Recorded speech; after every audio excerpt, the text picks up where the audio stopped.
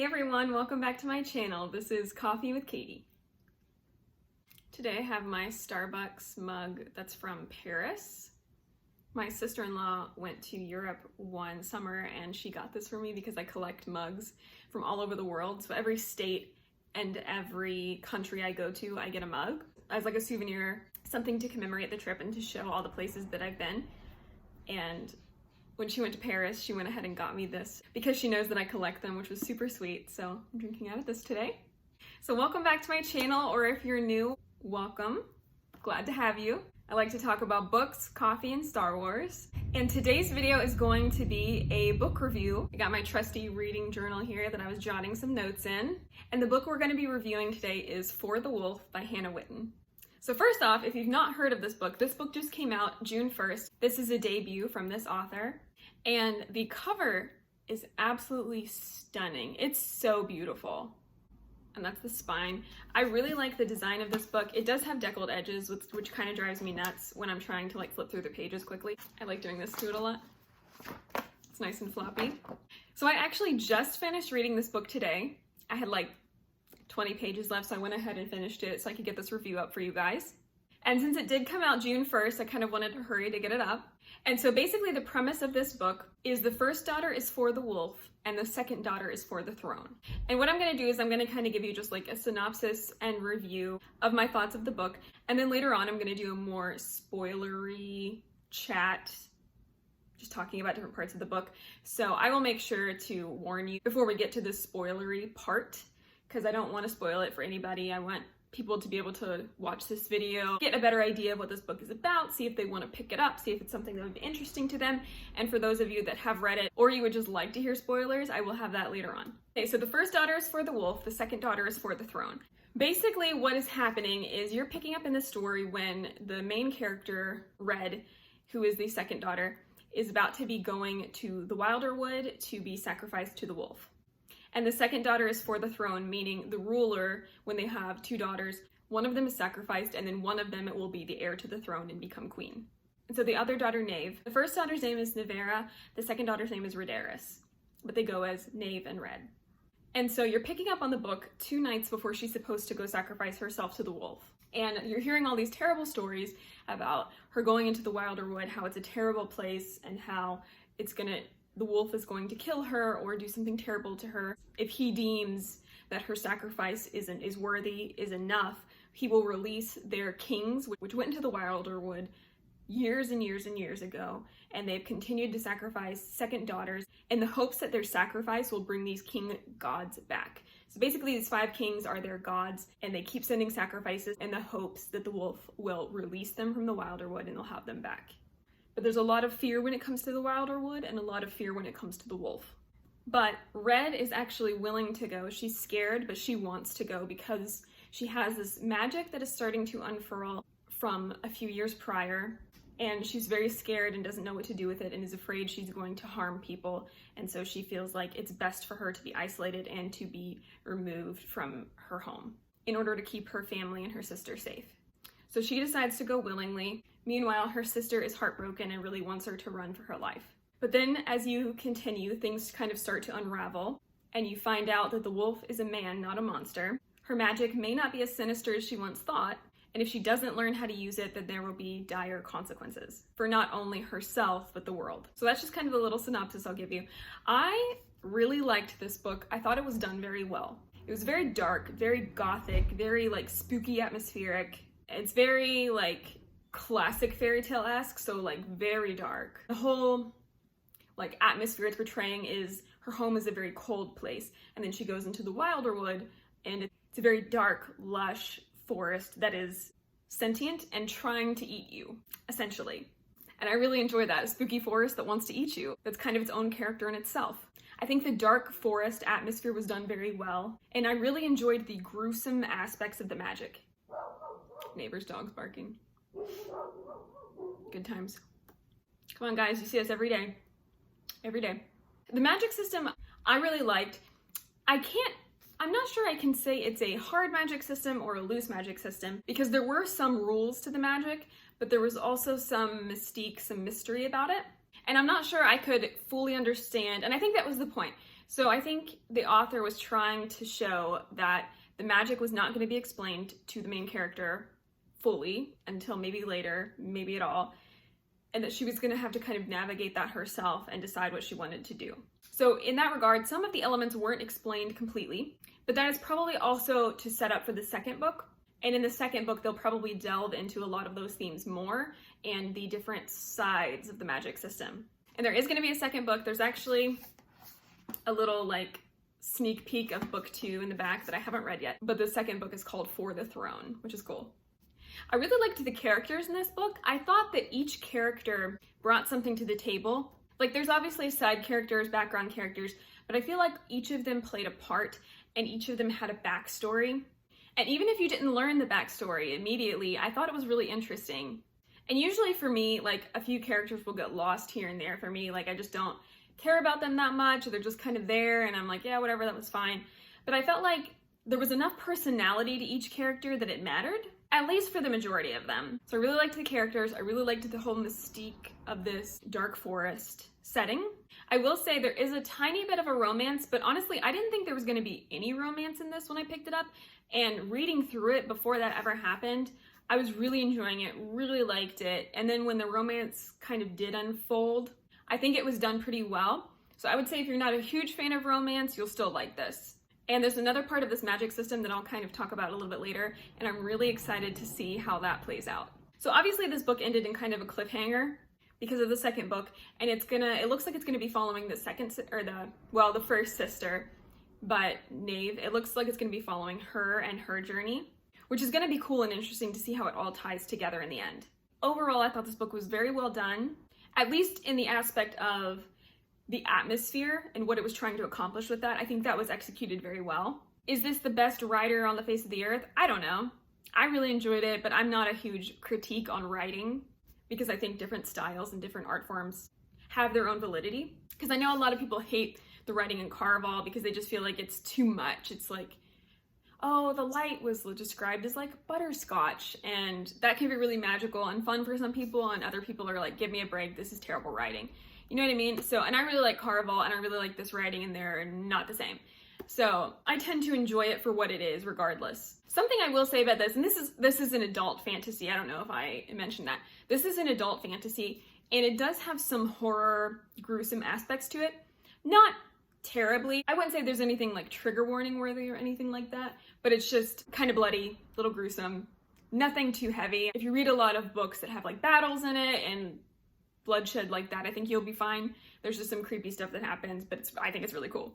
And basically you're just kind of following Red into this journey into the Wilderwood and then discovering all of the intricacies of it, all of the dangers of it, and this threat that is coming to them that they have to prepare for and they have to try to fight off. And that all of the stories and tales she's heard are not what they seem, and were twisted in a way to reverse who the villain actually is. And so you're seeing her as she's discovering all of these things, figuring out this magic that's inside of her, figuring out what to do with that, figuring out how it plays into the bigger picture, missing her family.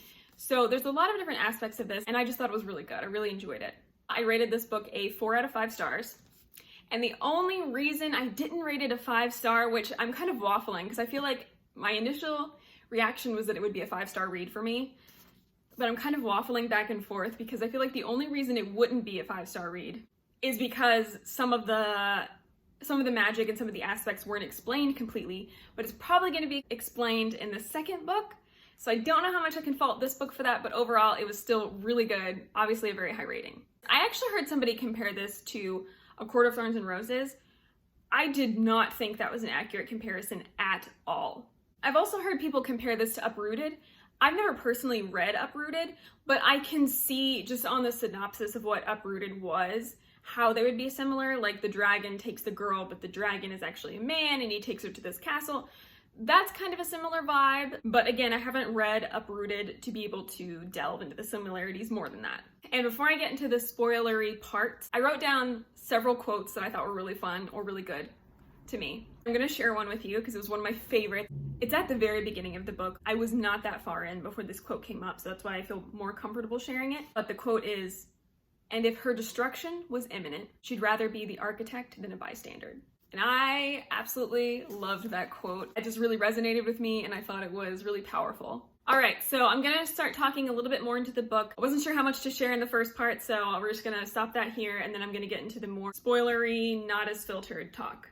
So if you don't want to be spoiled, pause here, skip to the end, whatever you need to do. I'll put something up here that says spoiler or an emoji or something, and then once you see that off the screen, you're safe to come back. So Red goes into the Wilder Wood because she's afraid that her magic that she has discovered that was implanted in her because of this moment that she interacted with the Wilder Wood years prior. I think she was like 16, 17, and she was really upset because she knew she was going to have to go to the Wilder Wood and be sacrificed to the wolf. They went and they tried to hurt the Wilder Wood, burn it down, whatever, and it wouldn't burn. And so she was very upset, and in this frantic, like screaming, I think she cuts her hand, and some of the Wilder Wood magic seeps into her. And so it's become very dangerous, and she's afraid she's going to kill people. She had this like terrible thing happen that it kind of like hints at in the book, and you don't really get explained until much later, that she was very dangerous, and so she was very afraid she was going to hurt people from that moment on. And so it was almost a relief to her to be able to go to the Wilder Wood, to unleash it, to feel safe, to feel like she's not going to hurt anyone, maybe to get control of it. She didn't really know, but she knew if she left, her sister would be safe from her. There's a couple of guys in this book. There's like a guy that was interested in her, but she leaves, and then the same guy is supposed to marry her sister in this arranged marriage, but then there's another guy that loves her sister. So it's just really interesting dynamic, which is not the romance I'm talking about. So she goes into the Wilder Wood, and immediately she's like going into this wood. It's very silent, very spooky, very like tensed to strike type of a feel. And if you've ever watched the Disney movie, the classic Disney movie Snow White, there's like one scene where Snow White is running through the forest and all of the trees are like opening their eyes and coming alive, and it seems like they're kind of like grabbing at her. Besides the eyes part, that's exactly what this felt like. She's like running through the forest for her life. The trees are trying to entrap her. The vines are trying to get her. The thorns are coming at her. They're trying to cut her to get her to bleed into the soil because it feeds it. And they're just trying to they're trying to kill her. They're trying to eat her.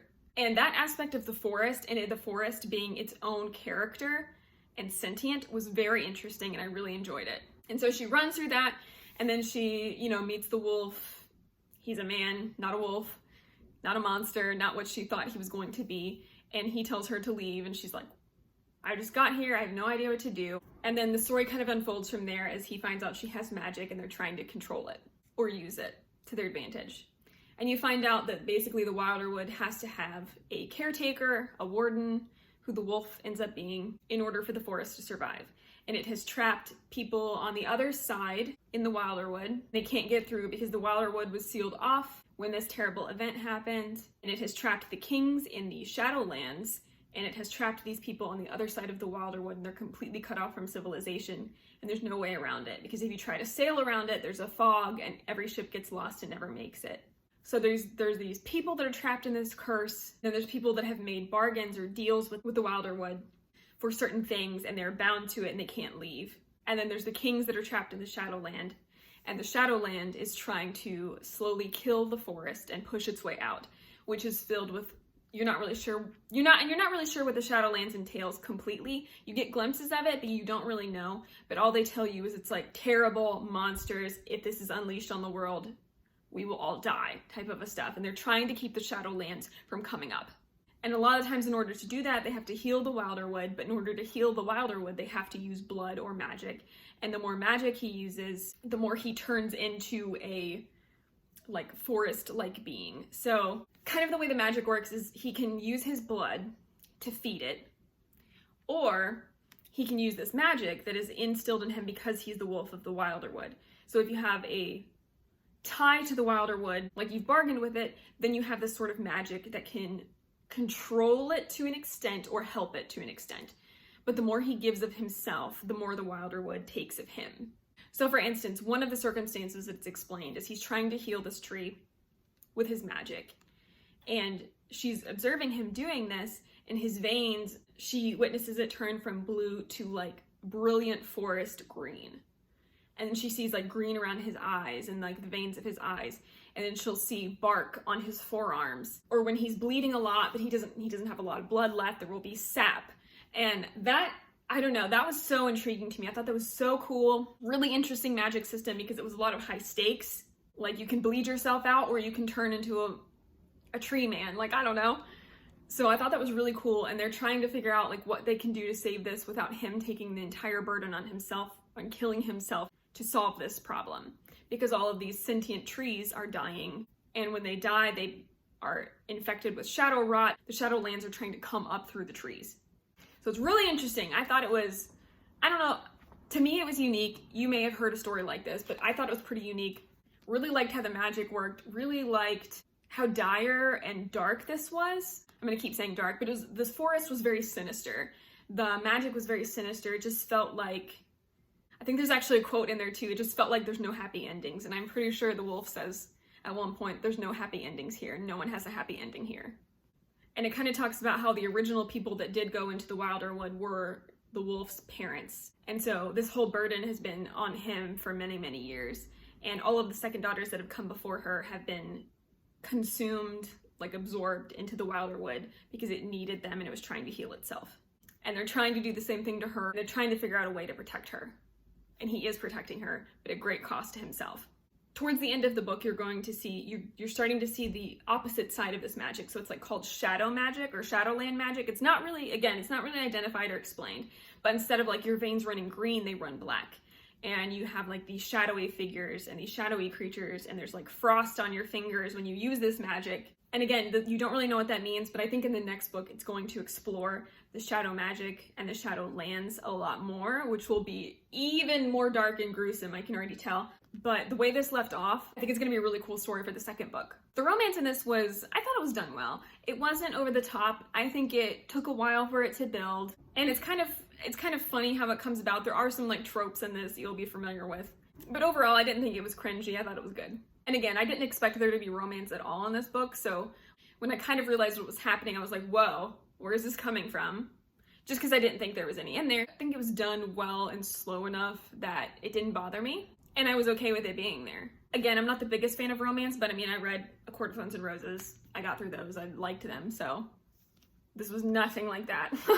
There's two other characters that are in the Wilderwood that are like a part of the keep where she's staying. One of them is Fife, and one of them is Lyra or Lyra. Even though they're kind of side characters, I feel like their stories and how it kind of plays out is really fun, but it was cool to have their stories added to this. There's also this kind of aspect of her trying to help in any way she can, and them learning how to rely on each other instead of taking all of the burden on themselves and all of the blame on themselves.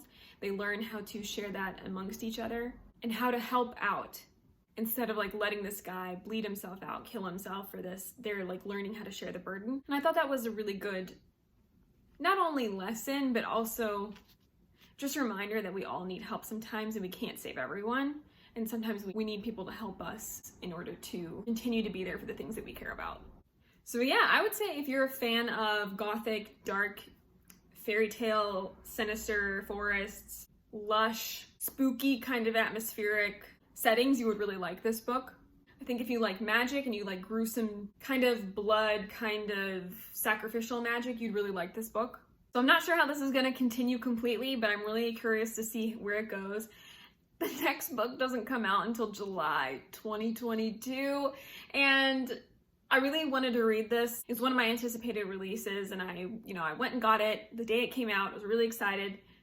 Obviously wanted to read it quickly to get a review up for you guys, but the downside of that is that now I have to wait a whole freaking year to find out what happens. But that's fine, do it for the people. So yeah, I really enjoyed this book. If you've read this book, please let me know your thoughts down below. I would love to talk to you about it. And I hope that if you do pick up this book that you enjoyed as much as I did. I would give it a shot if you like dark adult fantasy. So those are all my rambling thoughts. I just wanted to get that review up for you. Oh, and as you can see, I've been starting to rearrange my bookshelves, so these shelves are starting to look a little different. I'm gonna work on it a little bit more today. But if there's anything you would like to see from me, just let me know. All right, that is it for today's video. I will see you next time. Stay safe and caffeinated. Bye.